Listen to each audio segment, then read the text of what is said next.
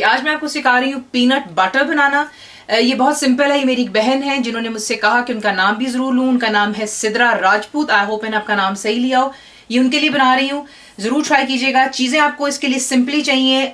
Peanuts हैं, यहाँ पर आपको काफी वैरायटी मिल जाती है अगर आप अब्रॉड में रह रहे हैं या पाकिस्तान में। रोस्टेड आपको पीनट्स की जरूरत होगी। मैं इस्तेमाल कर रही हूँ सॉल्टेड पीनट्स, तो मुझे इसमें सॉल्ट की जरूरत नहीं होगी। अगर आप इस्तेमाल कर रहे हैं प्लेन रोस्टेड पीनट्स तो आपको थोड़ा सा उसमें नमक इस्तेमाल करना होगा। थोड़ी आपको उसमें स्वीट एंड सॉल्टिश का आपको कॉम्बिनेशन चाहिए तो यू कैन यूज थोड़ी सी चीनी, कैस्टर शुगर आप डाल सकते हैं। तो सिंपल सी इसका बनने का तरीका है, आपको दिखा देते हैं कि इसको बनाने के लिए आपको एक ग्राइंडर की जरूरत होगी। सिंपली जो पीनट्स हैं इसमें आप यूं ऐड कर लेते हैं।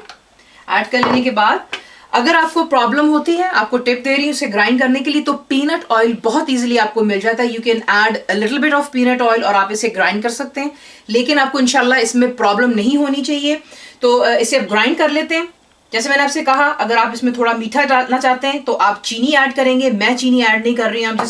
इसको मैं रख रही हूँ थोड़ा हेल्दी साइड पर, क्योंकि बच्चे ऑलरेडी बहुत चीनी खाते हैं, प्रोसेस चीजें खाते हैं। तो ये एक तरीका होता है कि हेल्दी है। सॉल्ट इसमें ऑलरेडी है, क्योंकि मैंने आपसे कहा कि मैं सॉल्टेड पीनट इस्तेमाल कर रही हूँ। लेट्स जस्ट ग्राइंड इट और हमारा पीनट जो बैटर है ये तैयार। सिंपली इसको मैंने ग्राइंड किया और परफेक्टली ग्राइंड हो चुका है। आप इसका टेक्सचर देख सकते हैं कि कितना क्रीमी है। मैंने बीच में कोई ऑयल नहीं डाला, कोई शुगर नहीं डाली। सिंपली सॉल्टेड मैंने रोस्टेड नट्स जो है पीनट्स इन्हें ग्राइंड किया और ग्राइंड कर लेने के बाद आपका ये पेस्ट तैयार हो जाता है। अगर आप इसको थोड़ा सा क्रंची रखना चाहते हैं विद चंक्स तो आप इसको हल्का सा जो है ग्राइंड करेंगे, रोकेंगे, बीच में आप स्पून हिलाइए, फिर थोड़ा चलाइए और फिर बंद कीजिए, तो उसमें थोड़े थोड़े चंक्स भी बन जाते हैं। तो चॉइस इज योर्स। मैंने थोड़ी स्मूथ बनाई है, जरूर बनाइएगा। फुल इंग्रेडिएंट्स के लिए आप जाएंगे मेरी वेबसाइट पे which is cookwithfaiza.net।